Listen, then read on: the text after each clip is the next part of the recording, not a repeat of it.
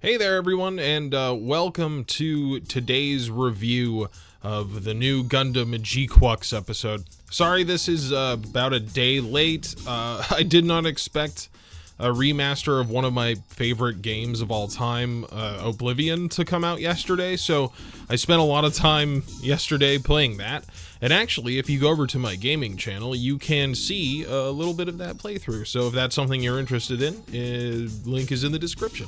Okay, so episode 3 dropped at the same time, basically, that the Oblivion remaster came out, and I believe this is the final part that was included in the theatrical movie version, the prologue to this series, and it mostly involves our main character getting into the actual clan battling, which is the Gundam Mobile Suit v Mobile Suit fight that this series is supposed to center around. This episode also finally introduces a couple more characters, and it focuses a little bit more on Shalia Bull and Xave and a couple of the Zeon characters too. By the way, Xave's real name is Xavier, and I'm not sure if Xave was just a call sign or a nickname or what, but we do get his full name revealed in this episode. And speaking of nicknames or call signs, Amate, when she meets a character in this episode, she reflexively says her name is Machu, which sounds more like a sneeze than a name,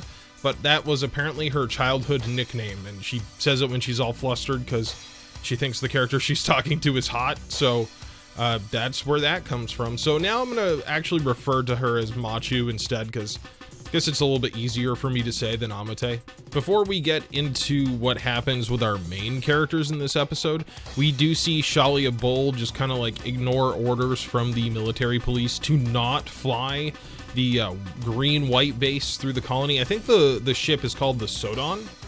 So anyway, they fly it really slow through the colony in an attempt to get Xavier back, and then we see Shalia Bull meet with a returning character from the original Gundam show, Cameron Bloom, who in OG Gundam was Mirai's fiance. So I wonder if we'll hear anything about that or even see Cameron again after this, because he kind of just shows up. We find out he is a presidential aide, and then Shalia Bull gives him some papers from Zeon that essentially is here, it's Xavier's papers, please don't arrest him, thank God. So they're able to get him back, even though he kind of broke into the colony with a giant mobile suit. Oh, also, surprisingly, Machu is not an orphan. For some reason, I thought she was an orphan. I don't know why. We don't see her dad. I don't know if she has a dad or not, but she does have a mom, who we do see. And I made the prediction at the end of episode 1 or 2 that she would lose the G-cucks and have to use a different mobile suit, but she just leaves the G-cucks with those clan battlers, and we learn that Zeon just has no fucking clue where it is. The Psycom U is turned off, and they don't have any way to track it, so they just can't find that thing, which seems really bad. I guess Apple AirTags just don't exist in the future of the UC. They do go ahead and point out that everyone's really confused on how Machu can even pilot the GQuuuuuX because the other clan battlers couldn't even get it to turn on. Of course, we as the audience know it's because it requires the use of the Psycom U, and Machu is a Newtype. We see her literally look up the word Gundam on Wikipedia. Well, I think it's called Foolipedia in the show, but then she sees a picture of Char and has a Newtype flash back to the first episode, or some events from the first episode, which causes her to freak out and then run back to that graffiti that we saw in the first episode that she thinks depicts that Newtype realm that they go to, that she refers to as the Kira Kira. So anytime we see that weird Lala, all the colors and the music representing the Newtype connection, she refers to that as Kira Kira.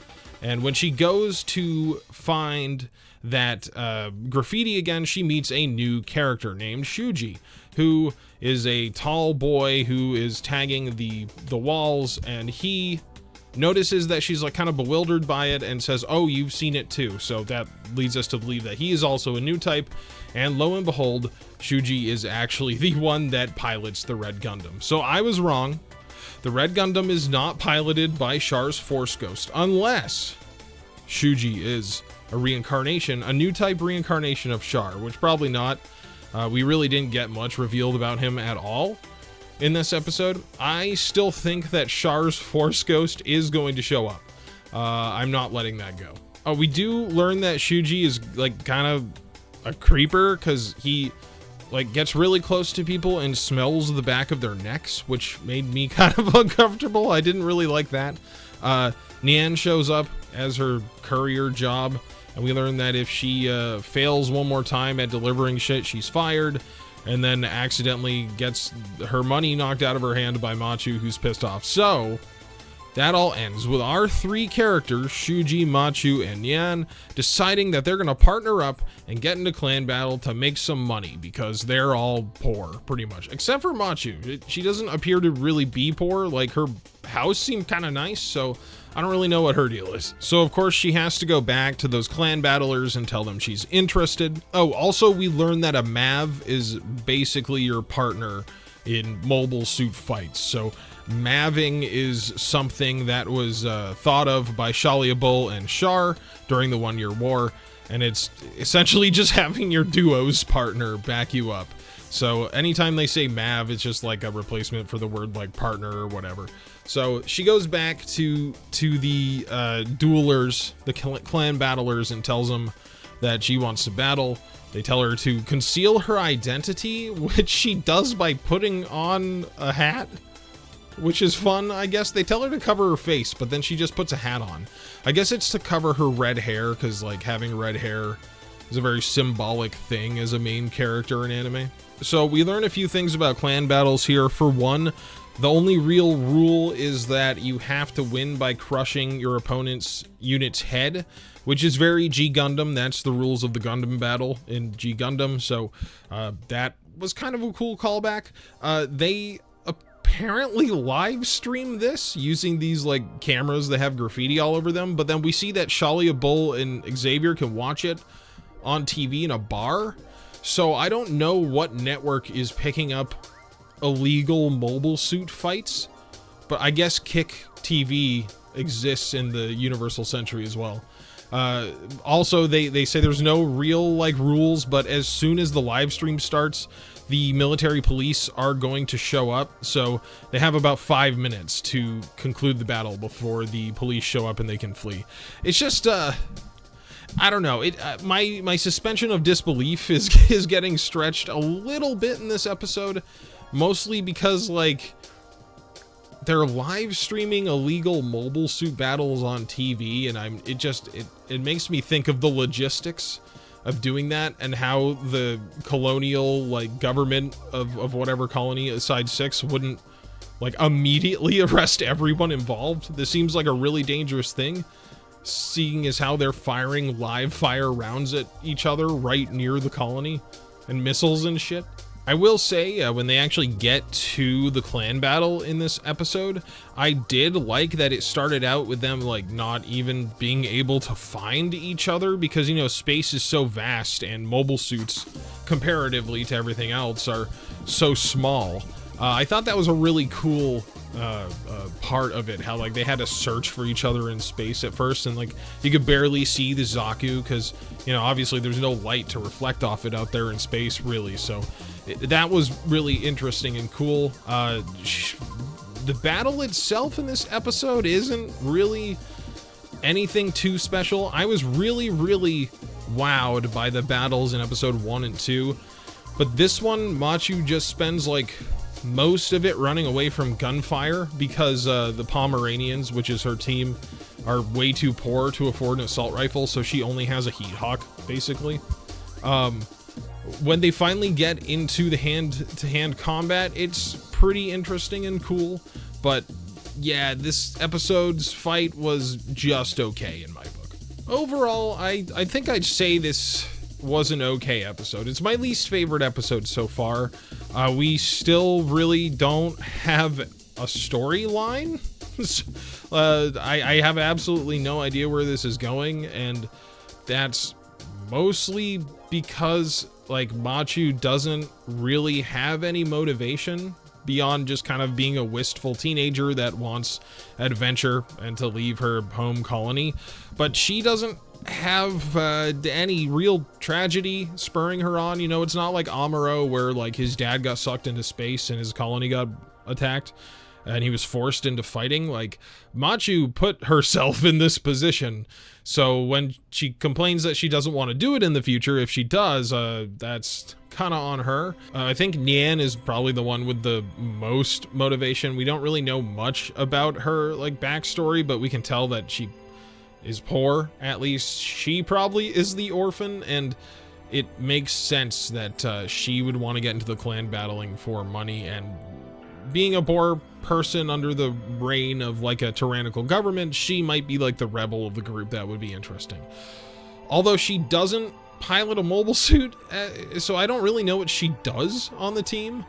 Like Shuji and Machu go out and fight the clan battle, but they say all three of them are a team, but like, I'm looking at my notes, I don't think Nian did anything. And then Shuji is a total wild card right now. He just comes out of nowhere. He has no motivation currently. We don't know anything about him. We don't know how he got the red Gundam. All we know is he lives in the sewer, essentially, and he's a Newtype. And he likes to smell the backs of people's necks. Yeah, I don't know. I'm still optimistic, obviously. I'm a pretty easy judge, I think. I stay optimistic a very long time. I think that episode 4 needs to get its ass in gear with what the story is actually going to be, because we've got 3 episodes until we're at the halfway point of the season. So I'd like to actually know what our goal is. As of right now, I'm actually way more interested in seeing all the differences in the like post 1 Year War Zeon timeline and catching up with those characters, which is kind of the opposite of what I wanted. I wanted this show to be like a really interesting main plot with new characters sprinkled with callbacks. But right now, what I'm liking about the show is all the callbacks are cool, and there's kind of like an okay through line with these new characters. So episode 4 needs to really kick it in gear and give us like some interesting motivations for the characters, maybe some tragedy. Maybe the side 6 can fucking explode and we can get a move on with what's going to happen. But yeah, I guess we will find out next week. Of course, if you want to head over to the gaming channel, like I said at the start, there is some Oblivion content over there. That game is really good. So now I'm headed back to play that some more now that I've recorded this. Anyway, thank you guys for watching. I hope that you all enjoyed my thoughts and opinions on episode 3 of Gundam G-cucks, and I will see you again soon. Oh, also, before I go, there is another video coming out this week. We will have a review of Martian successor Nadesco, probably Friday or Saturday. So if you're wondering how long until another mainline video, it's coming out like within the next couple of days. I'm just finishing up work on it now. So again, thank you guys. Hope you enjoyed, and I'll see you again soon.